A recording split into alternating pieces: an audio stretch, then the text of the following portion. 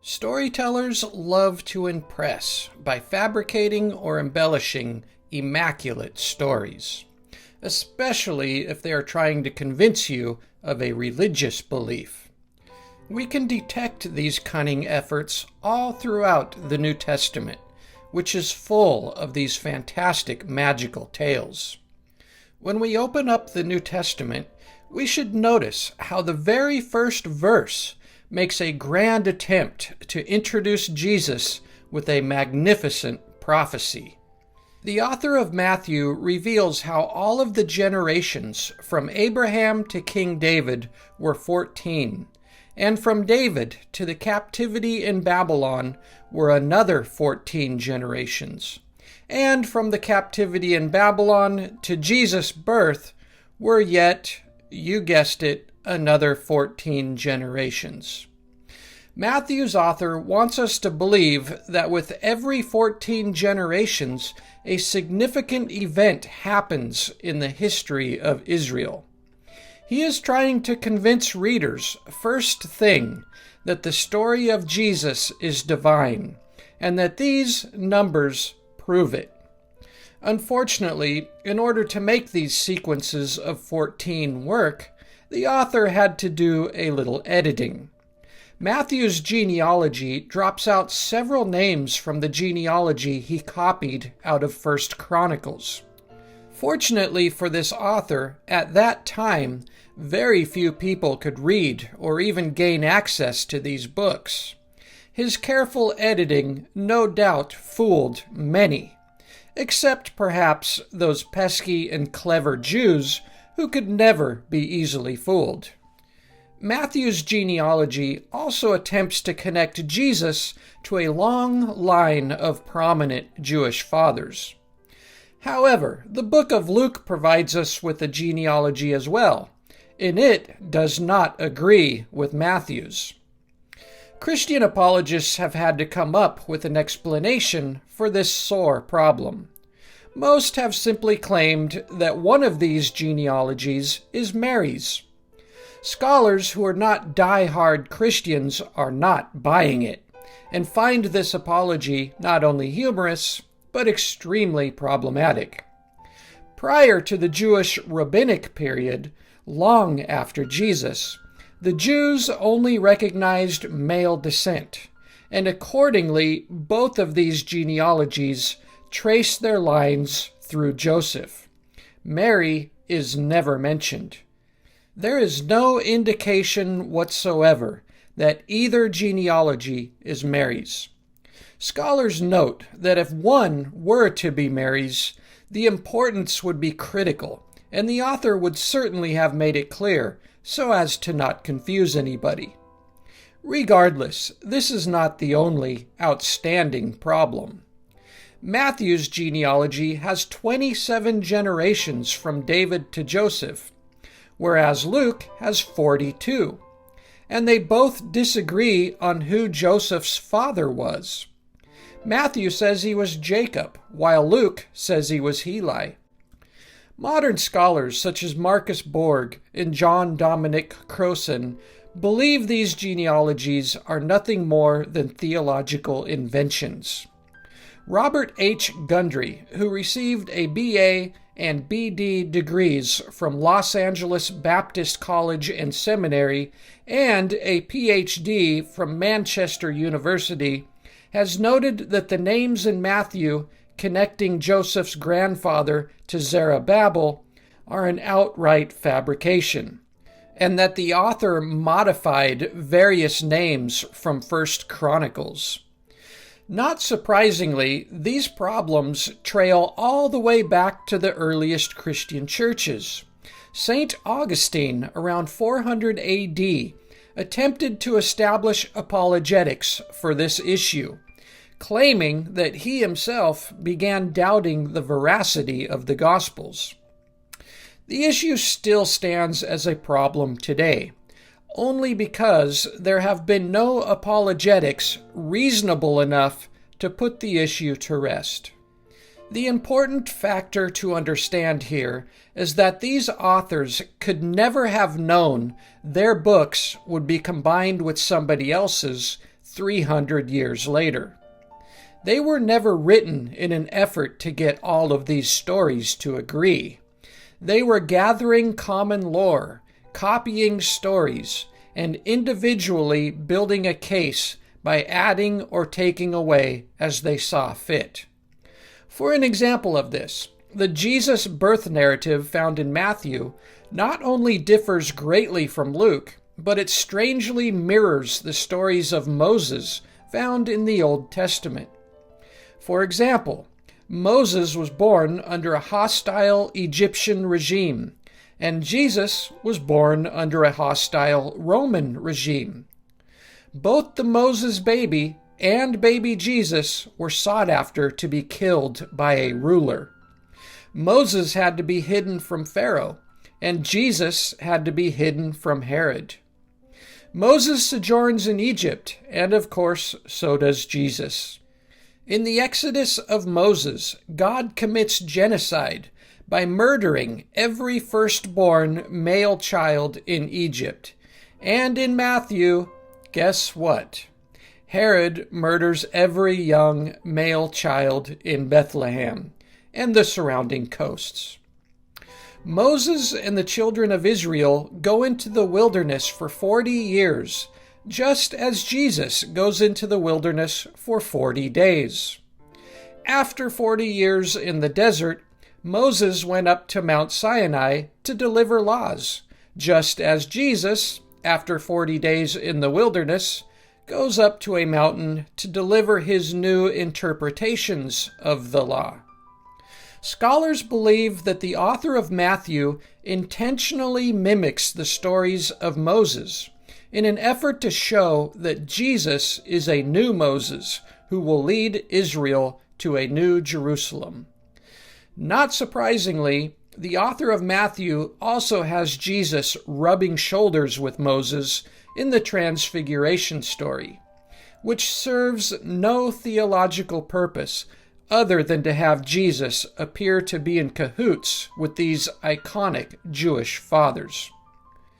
This is not the only time we will see a similarity of numbers and events between the New and Old Testaments. There is no doubt that the number of 12 apostles intentionally mirrors the 12 tribes of Israel. This would explain why we know nothing at all about most of these 12 magical men. Most of them were likely to have not even existed. We can also observe how these stories evolve over time. Out of the 4 Gospels, 3 of the books, Matthew, Mark, and Luke, are in a category of their own, known as the 3 Synoptics. This is because they were written approximately 40 years earlier than John, the 4th Gospel. These 3 Synoptics speak of Jesus as only being a son, and reference multiple times a very clear separation from Jesus the Son and God the Father. Nowhere in Matthew, Mark, or Luke do the authors, or Jesus himself, even hint in the slightest bit that Jesus is God. In fact, they all 3 stress a clear separation from Jesus the Son and God the Father. These 3 synoptics are very similar to one another and leave us little doubt that they had familiar sources for their information. If you read from one and into the next, it almost seems like you're reading the same thing over again. However, the book of John reads very differently. John contains many different stories, feels more poetic, and contains a radically different view of who Jesus is. The author of John boldly describes Jesus as God, which fueled a concept known as the Trinity, a word that does not appear anywhere in the Bible. In the beginning was the Word, and the Word was with God, and the Word was God. And the Word became flesh and dwelt among us. By the time the Gospel of John had been written, approximately 80 years after Jesus' death, Christians had evolved this religion into a practice of actually worshiping Jesus, not just as a son of God, but Jesus became God. Everybody wants more answers. Therefore, every religion will evolve. This process over time can produce ever-increasing complexity and detail that can weave into very impressive and convincing faiths. Storytellers will collaborate with older stories to establish a feeling of authenticity and even try to self-actualize prophecies. Early Judaism noticeably borrows and branches off of early Egyptian rituals and beliefs, and then Christianity and Islam borrow and branch off of Judaism. You might notice how the story of Jesus follows a very traditional concept of a blood sacrifice, very common to many earlier religions. We find the exact same story of a person suffering and taking on the sins of others in a much older book, Isaiah 53, which is a song known widely as the Suffering Servant. The concept of Jesus being a blood sacrifice was not a new or unique idea. Even though Jesus did not traditionally enact a blood sacrifice, it makes perfect sense that his death would be interpreted as such in order to borrow on earlier concepts or even to serve as a self-actualized prophecy. These religions continually evolve as connections are drawn out, fabrications and embellishments are popularized, and detailed lore is developed. Christians have long held a falsifiable assumption that the apostles wrote the Gospels. However, Jesus and the apostles spoke Aramaic, and the entire New Testament was originally penned in Greek. Furthermore, Jesus and the apostles most likely did not even know how to read or write fluently, or at all. And the impressive literary composition of the New Testament clearly derives from a very prominent education in the likes of Nicholas of Damascus or Philo of Alexandria. Our earliest existing manuscripts of the four Gospels and the book of Acts have no titles or any indication of who wrote them. These Greek authors had no interest in identifying themselves. The titles Matthew, Mark, Luke, and John were added in a later century, not because they were written by such, but to lend authority to the text by using popular apostle names. We do not know anything about the origin of these books or who wrote them.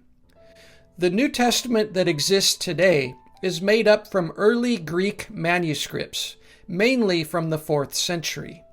Scholars estimate that we have around 5,000 of these ancient documents. It is very important to realize that all of these are copies of copies of copies, and that the originals are non-existing. What happened to them?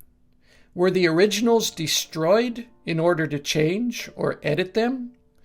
Nobody will ever know.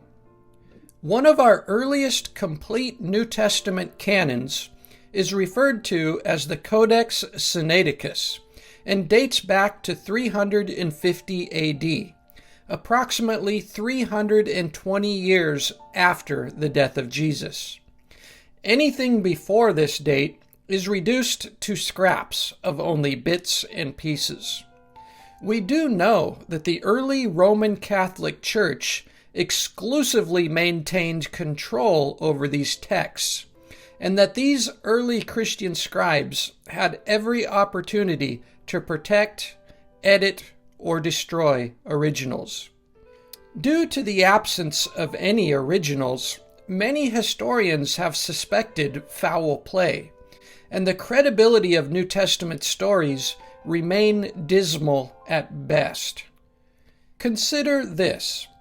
If the original books were the living Word of God and our only source for attaining eternal salvation, why didn't God preserve them? Only the originals can adorn a stamp of authenticity and lend credibility for historians. This lack of historical credibility has been a common problem that continues to plague the Church.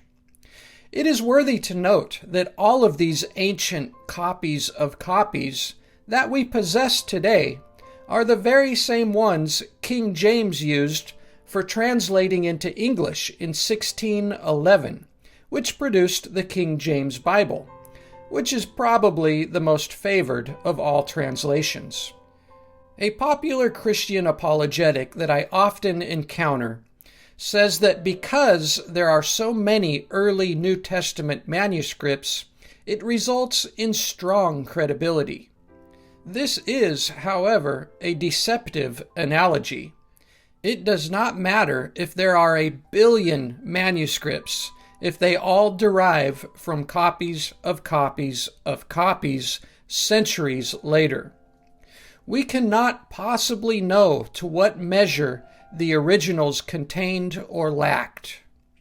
I once shared this topic with a Christian who became very puzzled and asked me, "But if these stories were not reliable or true, then how could Christianity get so popular?" I have always enjoyed answering questions with a question. I replied, "Why is McDonald's the most popular food chain in the world? There were many other hamburger makers. We don't know exactly how or why, but McDonald's produced the best formula for success. That, however, does not mean it has the best hamburger. In fact, it certainly does not. Christianity may be the leading religion today, not because it is true, but because it has the best formula for a religion. This popularity has no relevance to it being true or false." Stay strong and wise, my friends. I don't believe in masquerades. I don't believe that you're okay. I don't believe that God will save